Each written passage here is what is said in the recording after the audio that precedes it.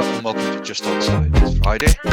It's been another long week, but it is Friday, so looking forward to the weekend.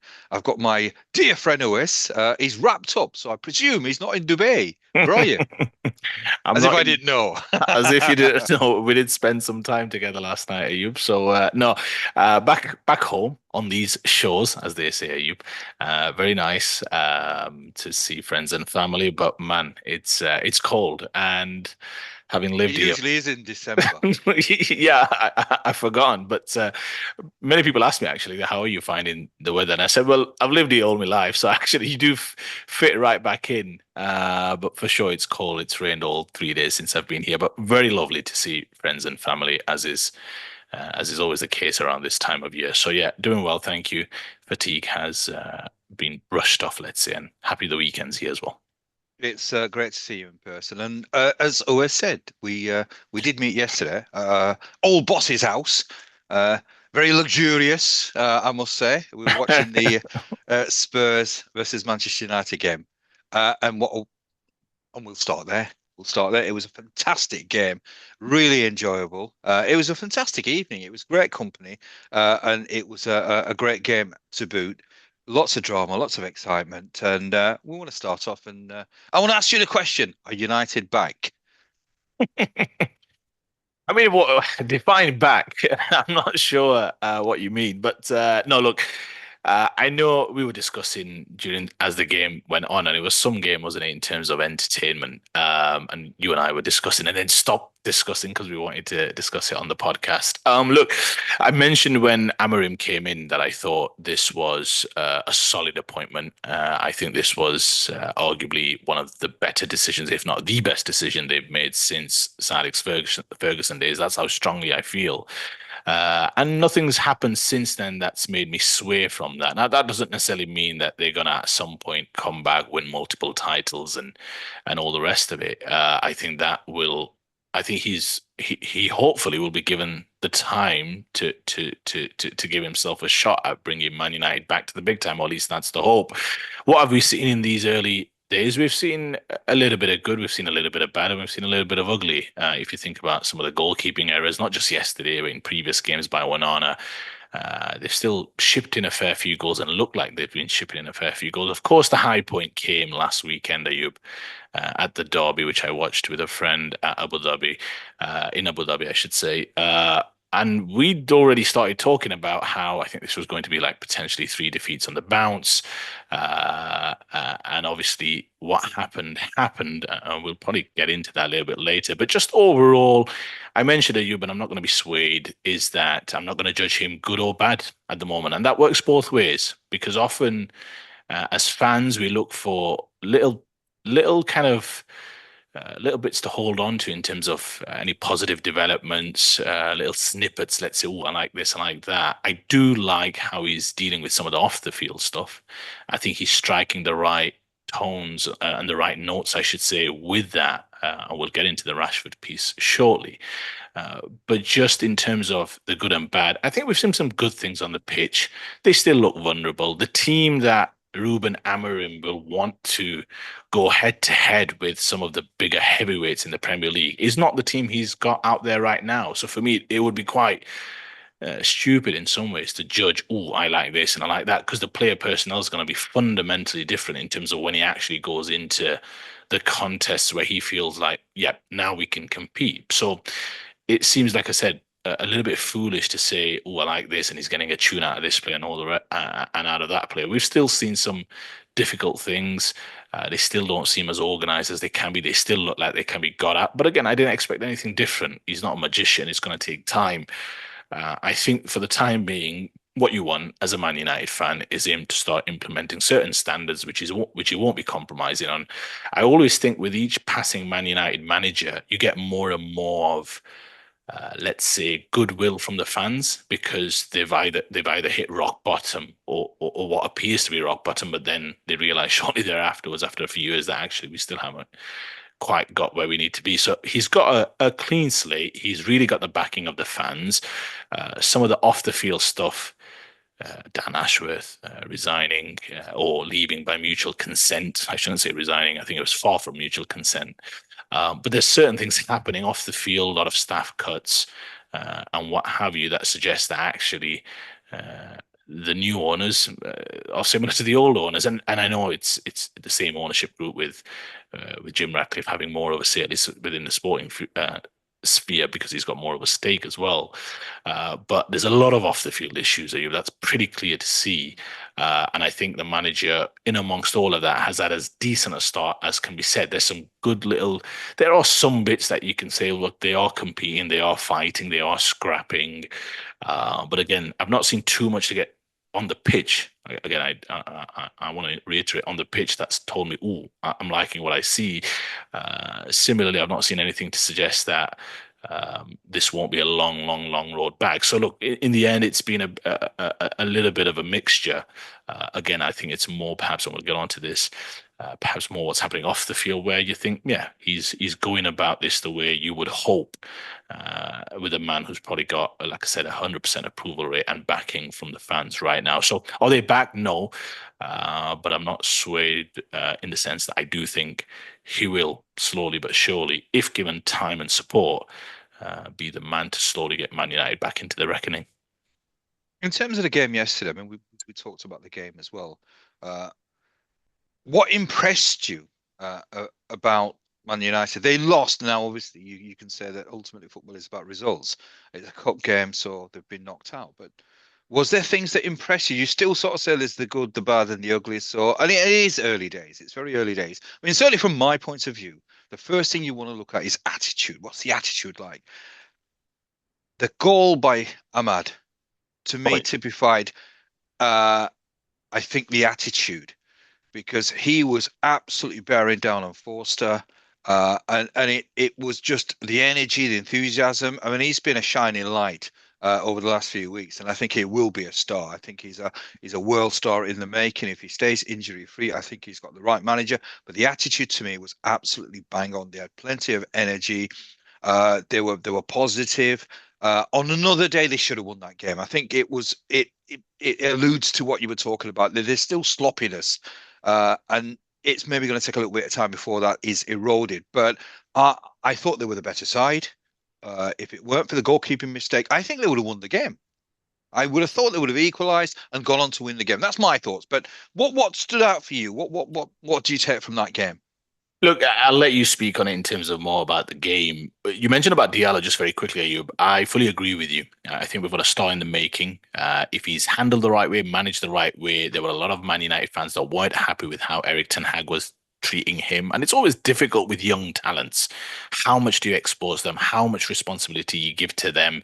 He's still quite a diminutive lad. So I think in terms of giving him consistency of games, perhaps the physicality aspect of him would grind him down. I mean, your body matures, your game matures. So I think maybe perhaps Ten Hag was being cautious, and most experienced managers are generally cautious before throwing him out there. I know if you're good enough, you're old enough, but I still think that you need to be managed. Otherwise, that can have some difficulty. You mentioned the goal. You're right in terms of attitude, application, endeavor. It's amazing to see. You're right. The ground he made up in the sense that I think something good's going to happen. It reminded me early on this season, Spurs fans will remember when Son scored against Pickford. And I always think technically when your first touch goes backwards as a goalkeeper, which it did for Fraser Forster, you're in trouble because you can't see the player at that point. First touch was pretty horrific from Forster, who was also at fault for the 3-1 goal as well, I believe, with the misplaced pass when they were playing out from the back. Yeah, look, I thought not just that, if you remember, he had that long range shot as well. I was actually more pleased with that to some extent because that shows, if you remember Fraser Forster, they were swerving all over the sheet, kicked it away. That could have been an equaliser. What I like more about that is just the fact that he's taking ownership where he's like, I don't care if I'm 30 yards out. I think I can get this on target. And he absolutely pulverized it and got a little bit of swerve. And on another day, could have kind of swerved off his foot into the goal. So I like that bit about players like that, taking ownership, taking a gamble, being like, oh, I can make the difference here. He's definitely a player I think Man United will want to hold on to.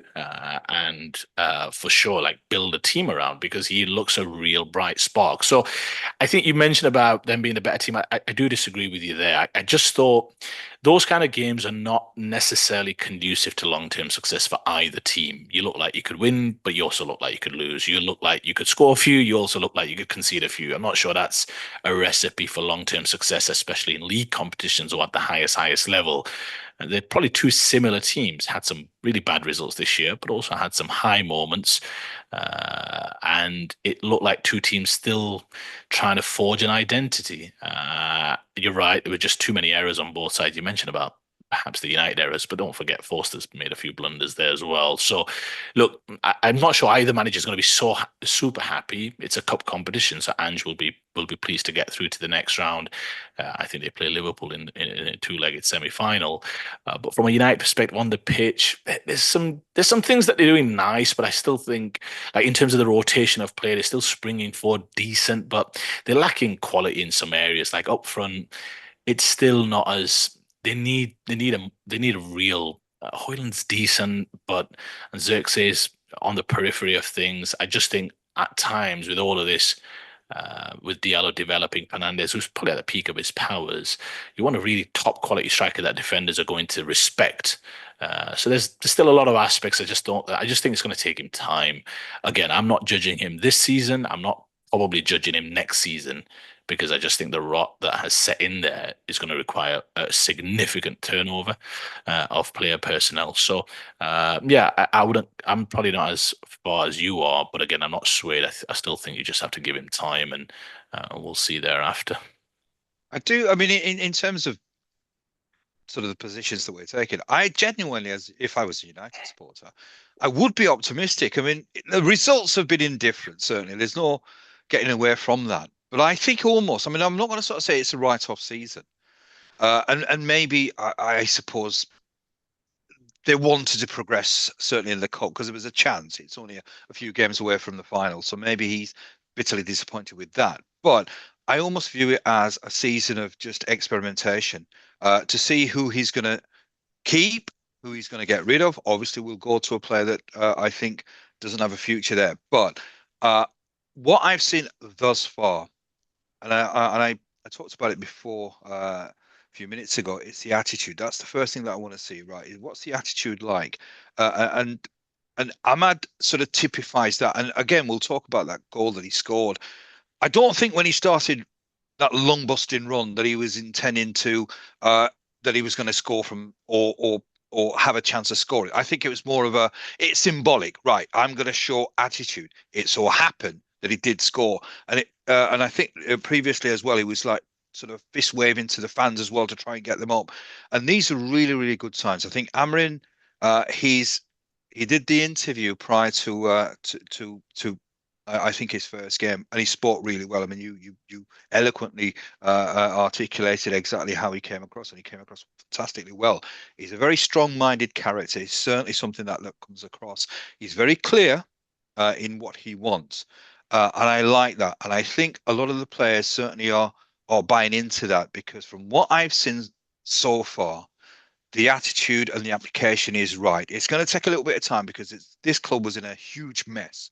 It takes quite a while for it to alter. But I think there's a number of players. I mean, I don't think it's going to be wholesale changes. I think there's enough quality there. He needs to add. Absolutely, you're right. There are many positions he needs to add. But I think next season, uh, you're almost saying, well, maybe next season as well. It's just a progression. But I think he'll have enough time this year to lay the foundations, to lay the groundwork. I think he's a top quality coach.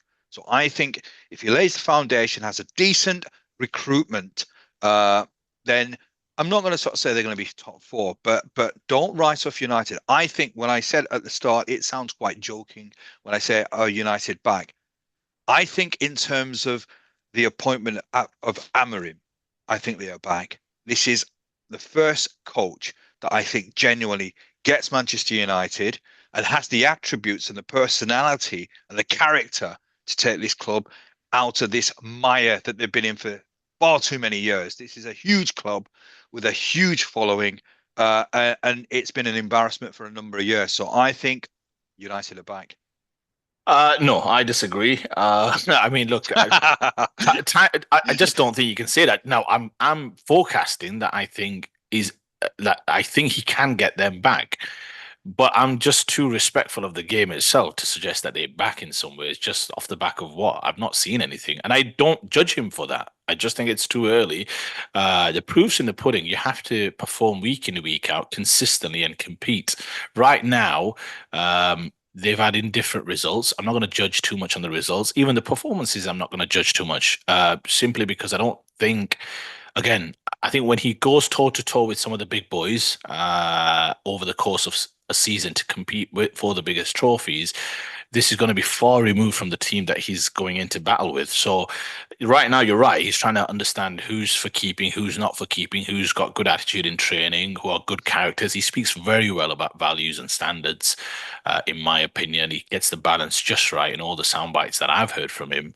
But are they back? No. And there's no guarantee. Because A, he may be able to control what Manchester United do in terms of improvement, and it's a low bar right now, but he's got zero control over Arsenal, he's got zero control over Chelsea, Liverpool, Man City. I mean, there's what's he going to do about those particular teams improving and improving over time? So I think they will improve with him. And again, I think even next year, I'd be shocked, and I repeat, shocked if they get top four. I don't think they can get it this year, simply because it's not about wins and draws and losses. It's just when I watch the team, they don't look like a team that can win game in, game out, which is what you have to do if you're going to challenge or be near the top. So I think this year they'll probably end the season with, again, indifferent results. I think next year also, just because of the sheer nature of the competition, uh, you would hope for improvement, but I still think perhaps fifth, maybe sixth is the ceiling for them, in my opinion, next year, but hopefully with some improvements.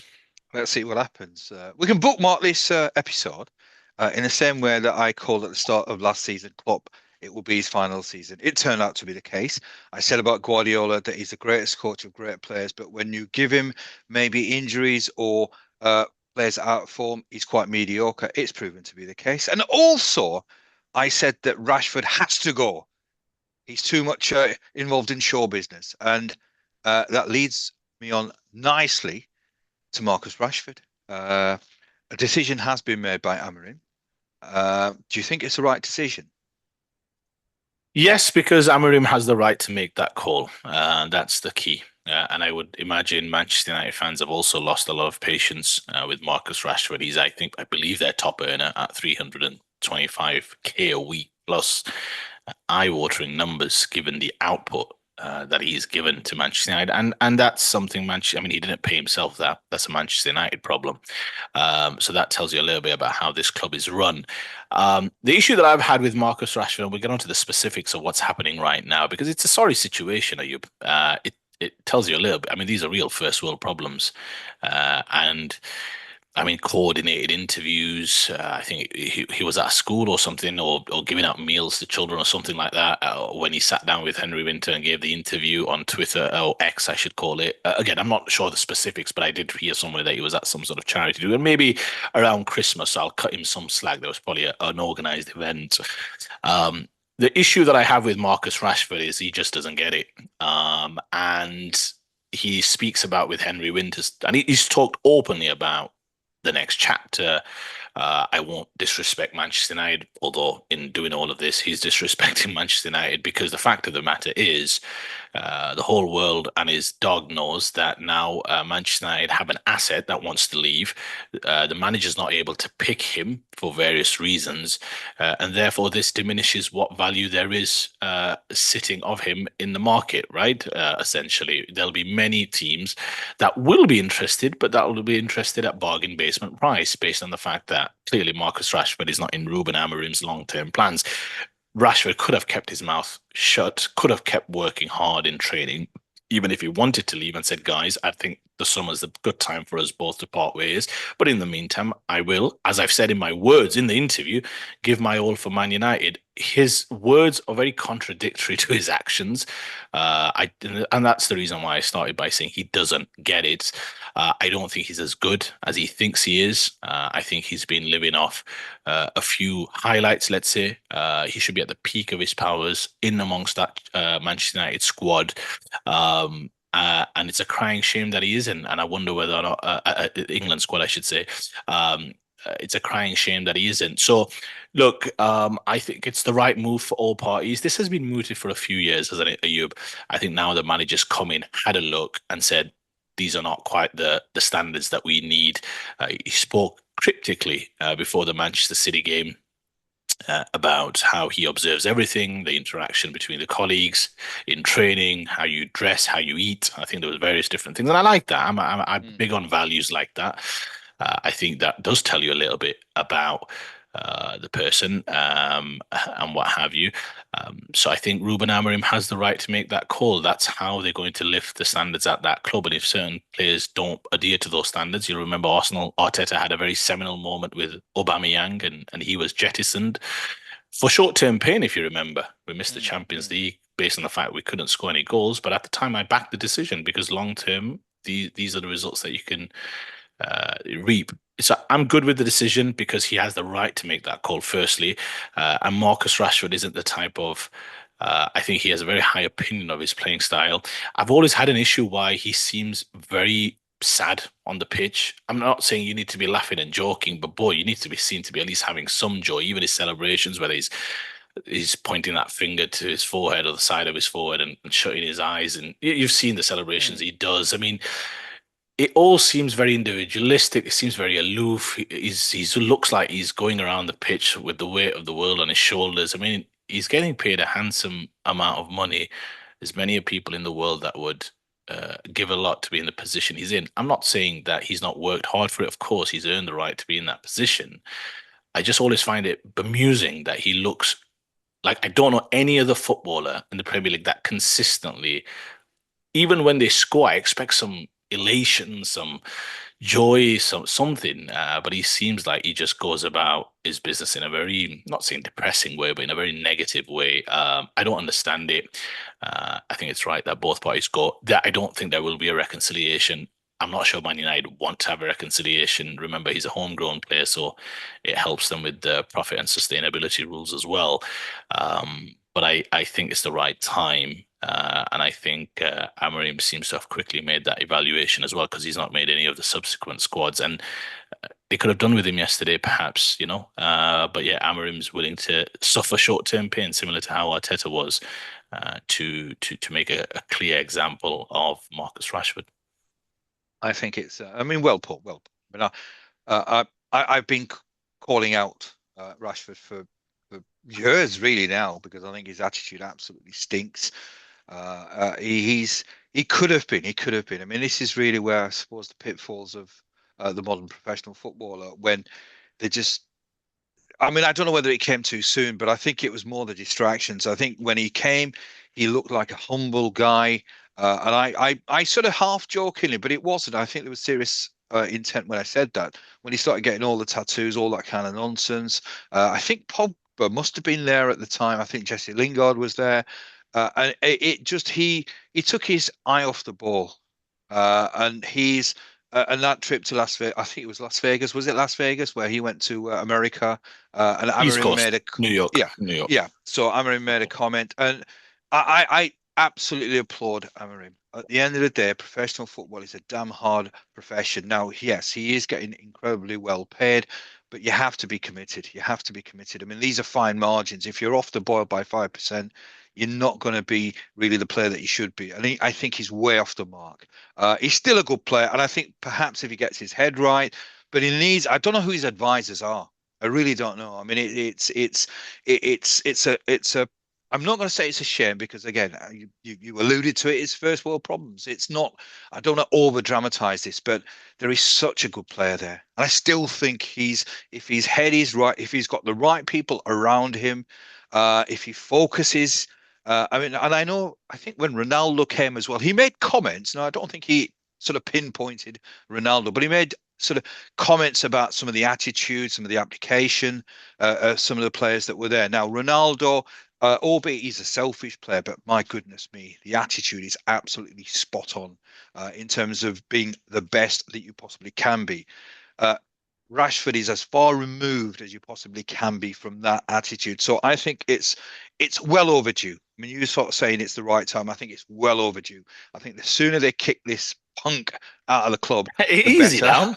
now. Easy. What's he done to you? Let me see. When did he score a hat trick against Leeds or something like Uh, that? he has scored against us, but it's just there is a frustration because you talked about it. So many of us would would would give so much to be in that position. Somebody is obviously got been gifted the ability to be not just a professional footballer, to be a top class footballer who's on ridiculous amounts of money, and it's almost squandering the opportunity. And in a sense, there is always a sense of frustration. It's if you have talent. Uh, Wasted if you waste that talent. I mean, I can't think of a bigger sin in sport if you don't fulfill your potential by negligence, which is what I think it is. So I'm glad that he's going to be kicked out. And the sooner the better. And I'm glad Amarim is in charge. I genuinely think that next season, top four, maybe just out of reach, but I certainly think Amarin, the curve is going upwards, and maybe there'll be potentially a pot that they'll win. So if I was a United supporter, I'd be very optimistic. Yeah, let's see. I think in the end, at the end of it, if you look at a scale of good players to perhaps not so good players at Man United, Rashford is still middling to good. So I think losing him still means that you've got to fill that void from a talent perspective. So I don't necessarily think it advances them on the pitch in terms of where they want to be. Perhaps in terms of the overall picture, fine. I'm okay with that. I just think they're a long way away, Ayub. I don't think this is a quick fix. I think that's fine. I think these things do take time, as has been spoken about by Ange recently and other managers. So time will tell. Perhaps not as bullish as you are that it's a guarantee that they're going to be back. I just think this manager is probably the right one to slowly get them back into the big time. But I'll probably be a bit more patient with my verdicts. But it doesn't surprise me that you've happily jumped the gun. Right. So from a club that's progressing, but albeit in a stuttering way, in a sort of slightly slower way, but two clubs now that are doing very well. One club we expected, another club, Chelsea. Uh, they did all right last season, but this season they're doing fantastically well. So my question to you always is it a two-horse race? And who do you see as being number one and who do you see as being number two? Is it going to be exactly the way that it is at this moment in time? Yeah, Liverpool and Chelsea are the two best teams in the league, so I don't think the league position lies in that respect. Chelsea are, in my opinion, the best offensive team in the league. They are the best watch offensively. But I think when it comes to a balance, which is what you need to win the title, the Premier League title, I do think Liverpool are ahead of them right now. What Chelsea did, though, was what you want to do. Obviously, Liverpool missed out on that game against Everton, and then backed it up with a draw at home to Fulham. Given the context, it was a great result.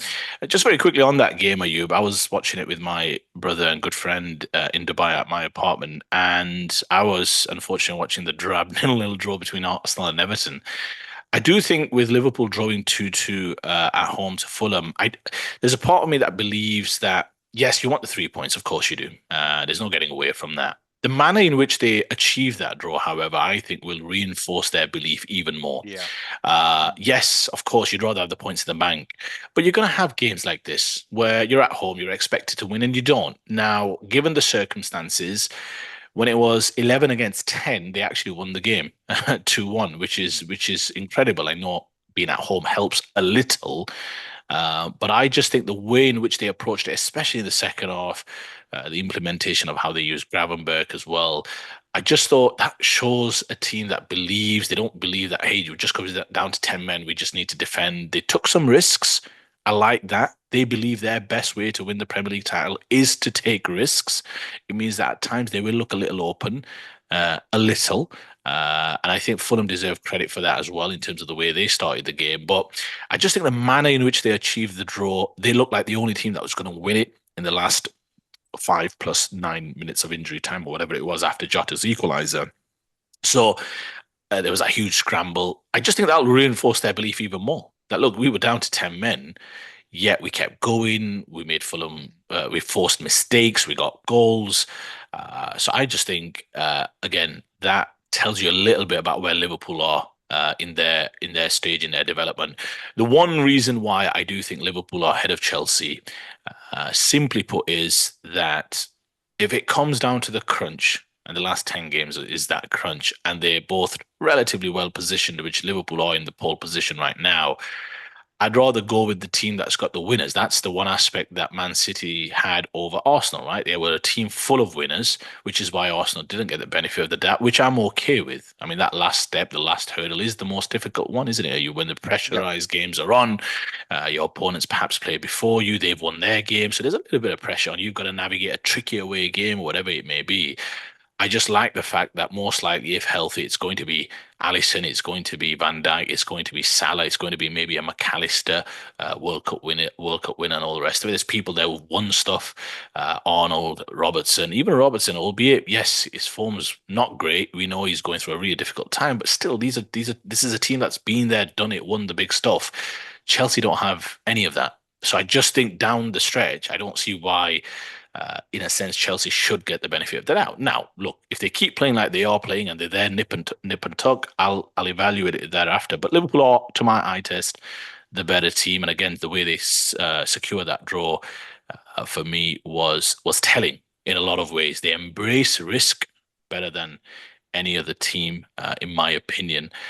You saw again my team struggle again simply because they're a risk-averse team, and that's fine too. There's different ways to win football matches, but on the one hand, you've got a Liverpool team that with 10 men looked a lot more threatening, willing to create certain moves, pass and move, lots of running, vertical running. You look at the last goal, you Gomez into Nunes, Nunes into Jota, one touch. He's got a clear shot at goal from 16, 17 yards out, and Jota. He's as good as they come in that position. It's vertical passes, it's penetrating passes, something Arsenal right now are just struggling with. So for me, right now, it's a two-horse race. I thought the Everton draw for Arsenal was a big blow. Everton are a very poor team away from home. To not score against them, and to be fair, to not look like scoring against them. Yes, they had some chances and Pickford made some saves, but that's par for the course of the Emirates. You're going to have the bare minimum. So for me, it's between those two teams right now. City obviously had another damaging defeat at home. They look right now a broken team. I think that's pretty evident, pretty clear. It's between those two teams, but the order's right. I think Liverpool are still strong favourites. Chelsea are doing what they need to do. You keep winning games, keep putting pressure on, keep scoring lots of goals, keep winning games. I say relatively easily. I know they've been in some dogfights as well. So they just need to keep doing what they're doing and take it into that last 10 games. And at that point, anything goes. Right. Just on the point of Liverpool and Chelsea, who do you think's got the better squad? I think in terms of best starting 11, maybe Liverpool pip Chelsea, but in terms of squad depth, who do you think is more equipped? Because we always, I mean, I suppose these are conversations that you always have. What if there's an injury to maybe Salah and Van Dijk? Uh, is that's going to have quite a profound impact on Liverpool? I just sort of feel that Chelsea have a larger squad, that they're not over reliant on certain individuals. I mean, I think with Liverpool, we're always looking at Salah. We're always, I mean, in terms of the defense, Van Dijk is a rock. Whereas with Chelsea at the moment, I'm not too sure. It seems to be that they're playing very well as a team.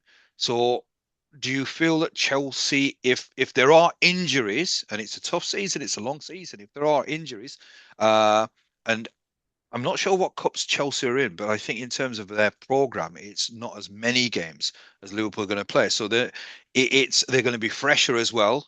Liverpool do have certain individuals who are prone to injuries, key players as well. So which team do you think is better equipped? It's a good question, a very good question, because of the specifics of what these two teams are navigating in other competitions. Chelsea have a completely different squad in the Europa Conference League, I believe it is, where they're putting sixes, sevens, and nines past teams. And Liverpool are, and this is a critical point, Ayub, they are top of their Champions League group, or top of the Champions League group. I think there's only one group, but they've, I think, won all their games. Um, and the issue that Liverpool could have, I'll answer your question in two stages. I think, firstly, from a squad perspective, I think it's a little overstated. I'll tell you why. I think it's down to critical players, the key players. If you can get the key players out more often than not, I think that you'll sign up for. Yes, there's going to be some injuries to both teams. And yes, Chelsea have perhaps the deeper squad. I actually just think that from a Premier League perspective, you don't need 24. You need 18 competent, maybe even 17 competent, like quality players. Liverpool have good in-depth midfielders in terms of central midfield. Yes, there's always the argument, oh, what do we do if Gravenberch gets injured? But that's not something you accounted for at the start of the season, that Gravenberch was going to become this indispensable. You've got to ask other players. Look, the same way Gravenberch took one step, perhaps two, maybe three steps forward in terms of his performances, other players also have to step up. He wasn't seen as an integral member at the start of the season. He's improved his game. So for me, I still think in certain places they Liverpool are fine. An injury to Salah or an injury to Van Dijk, of course, changes things. But similarly, you talk about Chelsea. Palmer misses 10 games. That's them done. He's that integral in terms of the way he makes them tick. Again, they're not a one-man team. I'm not saying that, but he is their gun player, as you like to say. So I don't think the squad wise, I think they're both fine. Yes, Chelsea have a squad that they can refresh, and no doubt the fact that Liverpool are now in the semi-finals of the Carabao Cup, they'll fancy coming through Spurs.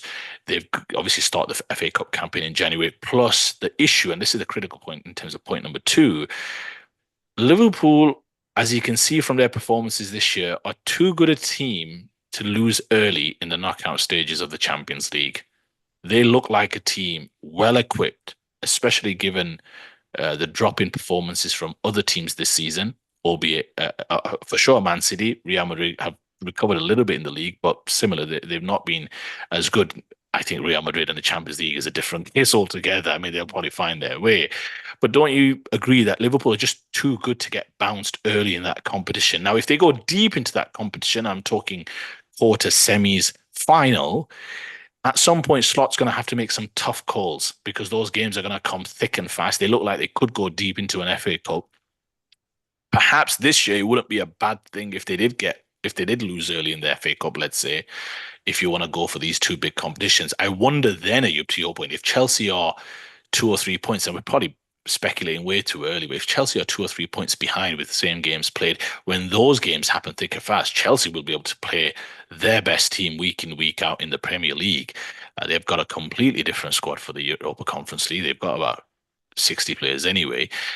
Liverpool at that point will have to make some. I'm talking about the odd critical decision. You've got a second leg at the burn about, oh, do you play Salah in this Premier League game because the Champions League game is 2 days after? So it's little things like that you'll tend to see. And again, Liverpool are too good to get knocked out early in that competition, in my opinion. So there will be some tough calls to make.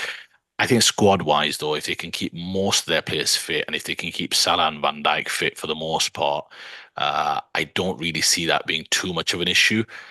Personally, I think they're still well equipped to handle the volume of games, in my opinion. Well, it's looking exciting. That's the one thing for sure. I think it'll probably go down to the wire, and it will be. I mean, this is perhaps the I won't sort of say it's an easy period, but certainly come the new year, come March, April, that when really you need the depth, and maybe that's where perhaps Chelsea might have the advantage. But it's going to be interesting to see, and I'm looking forward to it. I think it's going to be an exciting uh, end to the season. Right, we've talked about the teams at the top of the table. It would be remiss of us not to talk about the teams at the bottom and those clubs that have fired their coaches. It seems to be it's a bizarre thing. This I've always thought it's in one way it's quite a cruel thing. Russell Martin's successful manager. If he hadn't have got promoted last season, he'd still be manager of Southampton. He got promoted, so he attained a level of success, but it's just never quite worked out. So they've given him the boot. And your man, your main man, Gary O'Neill, He's been given a boot as well. So, what's your thoughts on those two sackings? Is it the right thing to do? That is the Premier League these days. It means so much to stay in the league. Clubs have got to act. Yeah, absolutely. You experienced it yourself, didn't you, with your club in Mm. terms of Bielsa, renowned. We spoke about it yesterday, right? Bielsa way at Yeah, Leeds. But he was taking you down. I think you'll admit that. yeah, yeah, So yeah, it was a difficult decision for Leeds to take. I mean, a coach they revere, a coach they've got a lot of time for, and they'll forever be in their hearts. To be fair, I don't think Leeds fans they weren't happy in terms of having to fire him, but they all agreed that he yeah. needed to go just because of the stubbornness and you were taking Pastings fours and fives. Um, I think there is some, and you stayed up that season as well once you made that decision. I'm pretty sure, right? Jesse Marsh kept you up that year. It was the following year he took you down. Look, I think I agree with you. It's the nature of the beast. Ayub, Premier League, Southampton Wolves, they've parted ways. It's pre-Christmas. This is about the time that owners start to look at things and think if we make a move, it needs to be now before we get cut adrift. Both teams have got what 3 wins between them across 32 games. I'm just looking at the points. I mean, Southampton are a bit way adrift now. 9 points plus an inferior goal difference to Leicester. Wolves are perhaps 4 points ahead of them. So they're the two bottom teams. So it's no surprise, let's say, that they've parted ways with their manager. Look, Gary O'Neill is someone I like. You'll remember last year they did have a lot of rotten luck, to be fair, with some decisions. Plus, they this year lost Neto, Kilman, two big players for them. They didn't really adequately replace them. And I think this year, I do agree with the decision simply because what I've seen in the last couple of games, especially in terms of the ill discipline from some of the players post game, has just told me that there's something a little off. Whatever that is, in terms of having command, having control, being emotionally calm, being able to run, kind of manage a slide in form, let's say, it just showed that the players, and there's nothing wrong with it. I guess it's a sign they care. I guess that they're fighting and scrapping, let's say. So in some ways, it's a good sign. If they were indifferent, you'd perhaps be even more upset. But that's what 3 incidents. I think you had Lamina, you had obviously El Nouri, Matthias Cunha has been charged, and they wouldn't want him to miss many more games. To be honest with you, he's probably their best player right now. But I do think some of that ill discipline tells you that he perhaps lost control of that team. They've been booed off multiple times, and I think when you look at it, losing back-to-back games, obviously, Ipswich was always going to be the straw that broke the camel's back. So I can't disagree with, in a sense, the timing of it because this is roughly when such decisions are made. Southampton, I mean, what can you say, Ayub? I mean, Russell Martin, I like him. He speaks very well. I'd urge anyone to watch his press conference pre-Spurs. He speaks so incredibly well about the type of manager Ange Postecoglou is, but just generally in terms of values, standards, the way you have to be, the way that you can't just all kind of copy paste. You've got to have your own belief system and all the rest of it. I believe in all of that. The issue I have with him is more on you can't keep playing away, which directly leads to opponent goals when you're a team like Southampton because you're going to A, lose the crowd, which you have to turn into a 12th man, and B, you're going to create a lot of anxiety within the players in terms of them playing that way, and they start taking pasting, similar to how Leeds were. We spoke Mm. about it at the Yeah, yeah. time. There are some similarities. Leeds were playing a very similar way, and we often spoke about it, how fragile that confidence must have been, where every hot of time you're 3-0 down.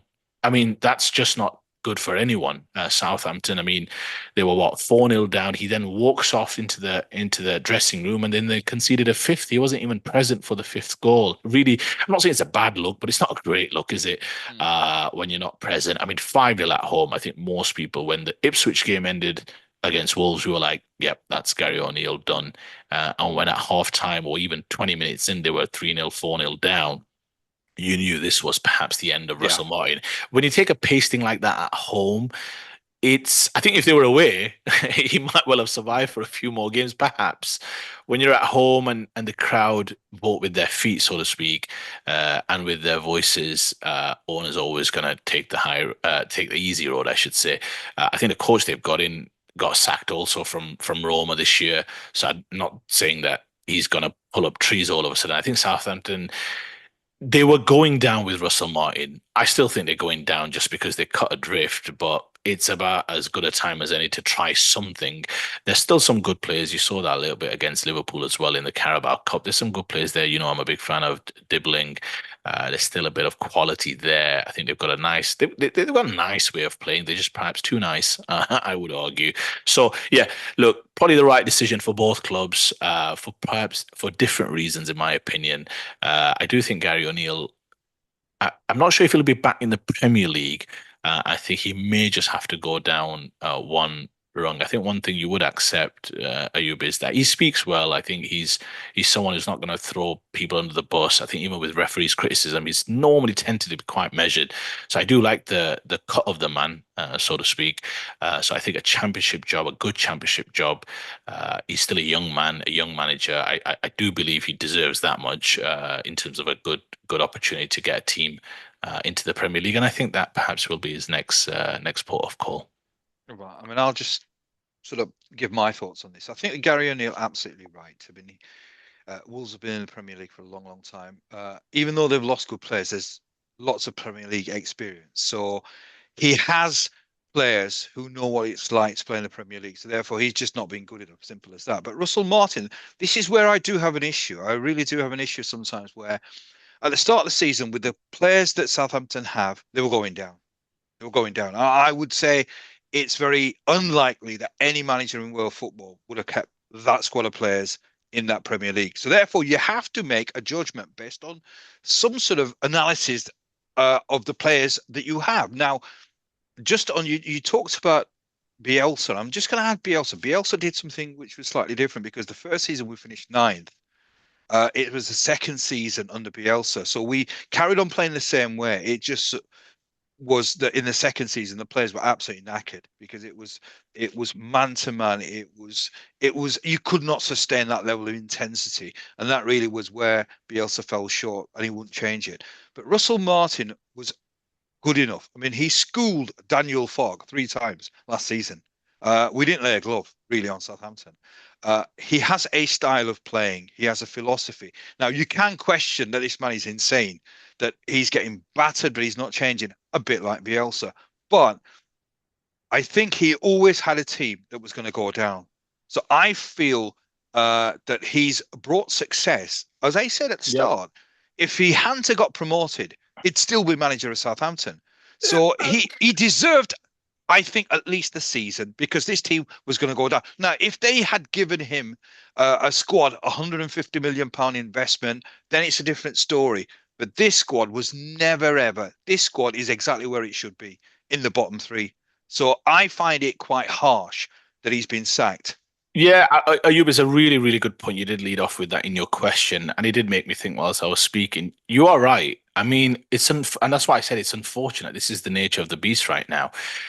He perhaps would have been better served, at least from a job perspective. I mean, he may have got a bump in salary, who knows? I imagine he did, or at least some sort of bonus. But in terms of like not qualifying or not getting promoted to the Premier League, I mean, that sounds obviously kind of against all ambition and glory, right? So I'm sure he wouldn't have it any other way. That's when you need the support of your owners and an understanding. And if you remember, and I think I could be wrong, or you please tell me if I'm misremembering this, but I think Burnley with Sean Dyche, they had a little bit of this, but they gave, there is that. There have been some clubs in the past, perhaps even with Norwich with Daniel Farker, where they've accepted that look, we're probably going to get relegated. You saw the same situation with Luton Town. I think you spoke very well about what their kind of hopeful long-term plans were. But I just think there are some clubs, they're few and far between, where there is a level of understanding that, look, this is our level. I'm not necessarily willing to invest as much. So they kind of accept that we're going to try and support the coach through thick and thin. And if he goes down, we'll just try and get back up again. And there's an understanding there.